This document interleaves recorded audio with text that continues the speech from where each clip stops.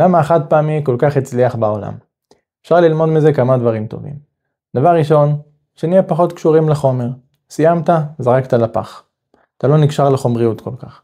דבר שני, שהרבה נידונים הלכתיים שצצו בעקבות הכלים החד פעמיים. כגון האם אפשר לעשות קידוש עם כוס חד פעמית, או האם אפשר ליטול ידיים עם כוס חד פעמית. מצד אחד זה כלים שהולכים לפח, מצד שני הם עדיין חשובים, יש להם שלמות, אין בהם חור או משהו כזה. וזה בא ללמד אותנו שגם אם הדורות שלנו הרבה יותר חלשים ושבריריים לעומת הדורות הקודמים, עדיין יש לנו שם של חשיבות.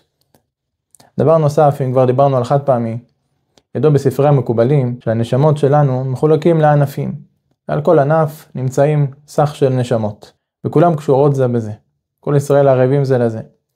לכן אם יהודי עושה מצווה אחת, הוא לא מרים רק את עצמו, הוא מרים את כל הענף שאיתו.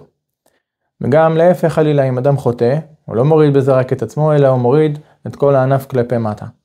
בטח קרה לכם שבאתם למשוך מתוך המתקן איזשהו כוס חד פעמית, אף פעם לא יוצא רק כוס אחת. יוצאים כמה. הורדת אחד, הורדת כמה. לכן, כשבא לפינת קפה, נרים איזה כוס חד פעמית, אף פעם לא עולה אחד, תמיד עולים כמה. וגם כשיהודי עולה ומתעלה, הוא לא עולה לבד, הוא מעלה איתו עוד. אז יהיה רצון שנתחזק, ונראה כמה החד פעמי בא ללמד אותנו דברים טובים.